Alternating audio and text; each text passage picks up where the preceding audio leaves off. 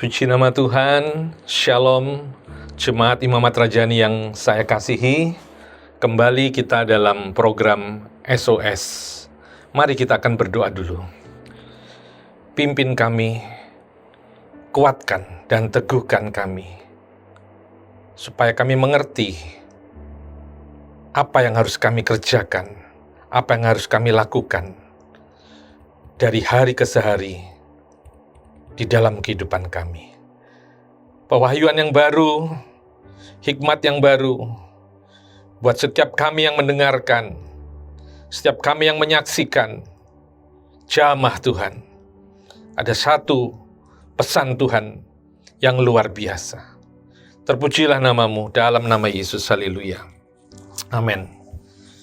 Hari ini saya akan menyampaikan pembacaan firman Tuhan di dalam Kitab Yosua, pasal yang pertama, di mana di situ perikopnya berkata, perintah Tuhan kepada Yosua untuk merebut tanah Kanaan.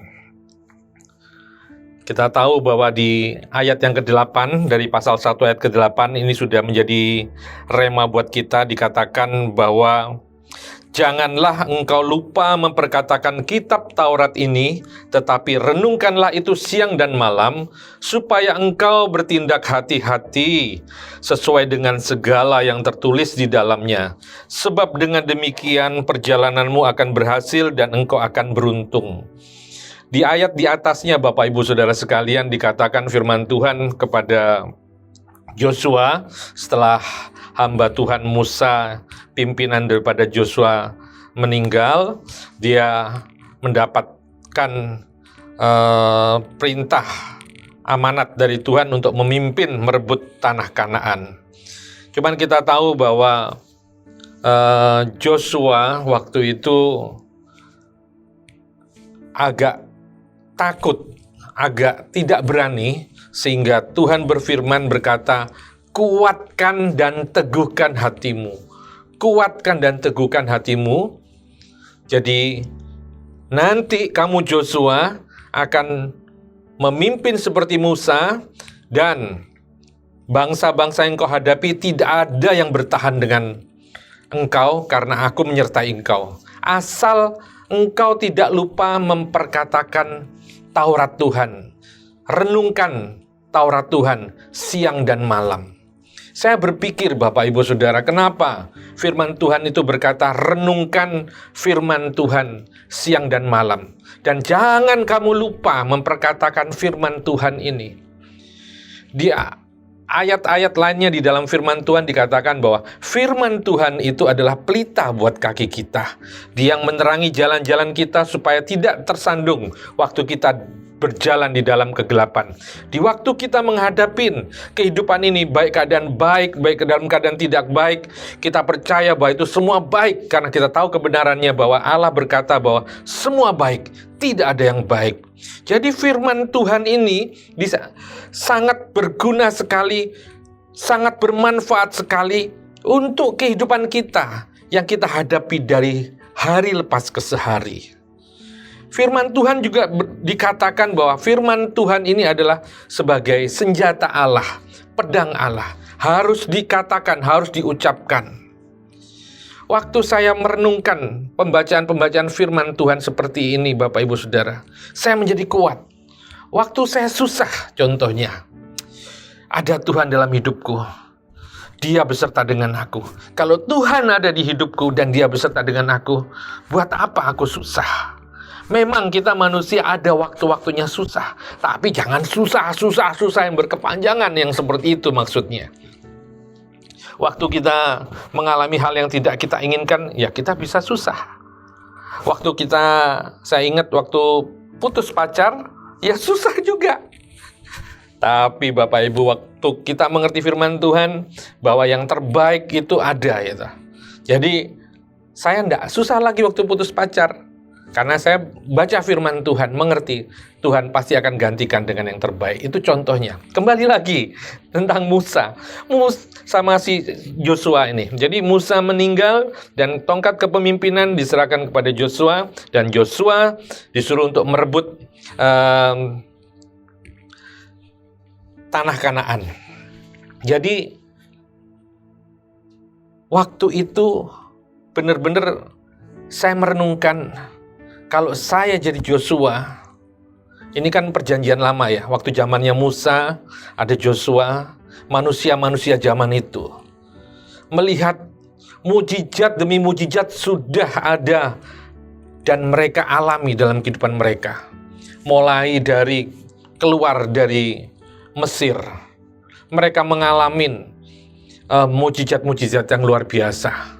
Mereka melihat waktu itu ada wabah-wabah di tanah Mesir waktu orang Israel mau keluar untuk beribadah, tapi hati rajanya masih dikeraskan oleh Tuhan sehingga ada banyak tulah yang terjadi.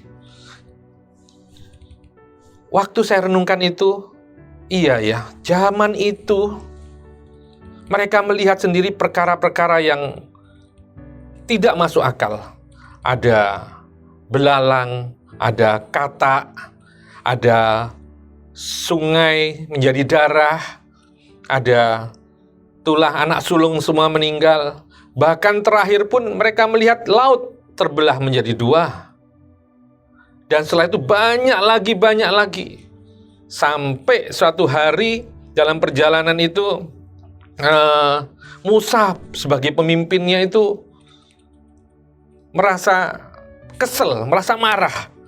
Waktu dia gunakan tongkatnya, waktu dia pukul batu itu dengan marah, sehingga ada konsekuensinya juga. Waktu itu kita tahu pembacaan selanjutnya, Musa tidak bisa masuk ke tanah Kanaan. Joshua pun menyaksikan hal itu, Bapak Ibu Saudara. Dan waktu itu saya bilang, waduh ini susah banget ya. Zaman dulu itu ya, sudah melihat mujizat Tuhan kok masih mengeraskan hatinya, kok masih tidak percaya. Bahkan dia sampai kembali ke kepercayaan yang lamanya. Terus saya pelajari lagi, waktu zamannya murid-murid Tuhan Yesus. Waktu Tuhan Yesus membuat mujizat, salah satunya 2 ikan dan 5 roti untuk memberi makan kepada 4.000 atau 5.000 orang. Murid-murid Yesus sendiri melihat hal itu. Itu di Markus ayat yang ke-8, Bapak Ibu. Murid-murid Yesus menyaksikan sendiri dengan mengucap syukur, sehingga dengan 2 ikan, 5 roti, 5.000 orang dapat makan semua. Murid-murid itu senang melihatnya, luar biasa. Tapi setelah acara itu selesai dan mereka naik perahu dan mereka mengalami badai, dan di situ pun ada Tuhan Yesus, murid-muridnya masih takut padahal ada Tuhan Yesus. Dia sudah menyaksikan mujizat-mujizatnya. Kenapa dia kok takut? Saya pikirkan lagi, oh iya, karena kita manusia ini sesaat memang bisa lupa akan firman Tuhan, lupa bahwa Tuhan beserta dengan kita. Kalau kita ingat beberapa waktu lalu kita mendengarkan firman Tuhan bahwa pencobaan-pencobaan yang kita alami adalah pencobaan biasa, tidak melebihi kekuatan kita. Waktu kita ingat firman itu, kalau kita memang salah kita minta ampun. Tapi kalau itu memang suatu hal yang tidak kita mengerti, kita percaya bahwa ini pencobaan biasa, tidak melebihi kekuatanku. Jadi waktu firman Tuhan ini saya renungkan kembali, oh iya Tuhan, benar sekali firman-Mu tuh iya dan amin dan tidak pernah salah. Asal kami merenungkan, kami tidak lupa memperkatakan firman-Mu, maka kita dapat bonus, kita akan berhasil, kita akan beruntung dalam segala hal. Kita dibuat beruntung, perjalanan kita, pekerjaan kita, keluarga kita, pelayanan kita, semuanya menjadi beruntung dan menjadi berkat buat banyak orang, Bapak Ibu Saudara sekalian. Jadi sekali lagi, renungkanlah firman Tuhan itu. Jangan lupa, pakailah firman Tuhan itu sebagai pelita dalam hidupmu. Pakailah firman Tuhan itu sebagai pedang dalam hidupmu. Waktu benar-benar kita mempraktekkan firman Tuhan ini, kita menikmati apa yang namanya berkat Tuhan. Contohnya, waktu kita memperhatikan jasmani kita, tubuh kita, kita mengatur pola makan, pola istirahat, semuanya diatur dengan baik sesuai dengan Alkitab, maka kita akan sehat kuat. Atau rohani kita, masalah rohani di saat kita terus mendekat, terus membaca firman Tuhan, akhirnya lama-kelamaan dari hari ke hari semakin kita karib dengan Tuhan. Waktu lalu sempat saya sampaikan bahwa waktu kita bersekutu, kita membaca firman Tuhan, akhirnya kita dekat dengan Tuhan. Kita diberitahu hal-hal yang belum kita ketahui, Bapak Ibu Saudara. Jadi sekali lagi, sebelum kita mengakhiri SOS hari ini, jangan lupa memperkatakan firman Tuhan. Praktekkan dalam hidup kita, hidupi firman itu.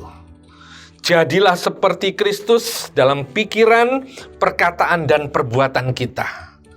Saya percaya kita menikmati berkat Tuhan dan kita menjadi berkat buat orang lain. Dan kita akan menyaksikan kebaikan-kebaikan Tuhan. Di saat kita merenungkan firman Tuhan itu nyata dan berkuasa. Dan perjalanan kita berhasil. Amin, puji nama Tuhan. Mari kita akan berdoa. Bapa di surga, kami bersyukur buat hari ini Engkau mengingatkan kami supaya kami tidak lupa memperkatakan firman-Mu, supaya kami tidak lupa memakai firman-Mu, karena kami tahu firman-Mu itu adalah penuh dengan kuasa dan firman-Mu itu adalah Engkau sendiri. Di saat kami mengucapkannya dan dengan keyakinan, kami akan menikmati seluruh berkat-berkat kebaikan-kebaikan firman-Mu yang telah disampaikan lewat hamba-hamba-Mu, lewat pembacaan kami. Kami percaya firman-Mu itu iya dan amin. Berkati kota kami Surabaya, Tuhan. Kami bersyukur dari hari lepas hari kota kami menuju kesejahteraan, kemakmuran, perlindungan-Mu nyata atas kota kami. Diberkati Bapak Wali Kota kami, Tuhan, beserta jajarannya, Tuhan, yang memimpin kota kami. Diberkati rakyat, semua diberkati Tuhan, bangsa kota kami ini, Tuhan, pemerintahannya, Tuhan, orang-orang yang menjabat, yang mendukung Bapak Wali Kota kami. Terima kasih Tuhan Yesus. Kami bersyukur juga buat jemaat Imamat Rajani. Tuhan tolong Tuhan. Oh Tuhan, lindungi senantiasa apa yang menjadi pergumulan, pengharapan mereka Tuhan, supaya mereka benar-benar mengalami Engkau sendiri. Itu adalah satu hal yang berharga sekali. Waktu kami jemaat Imamat Rajani semakin hari bertumbuh mengenal Engkau dan mengalami Engkau sendiri, Tuhan. Terima kasih Tuhan Yesus, terima kasih. Biarlah semua apa yang kami minta, doakan hari ini, kami minta hanya di dalam nama Tuhan Yesus Kristus. Haleluya. Amin. Sampai jumpa dalam SOS berikutnya. Tuhan Yesus memberkati.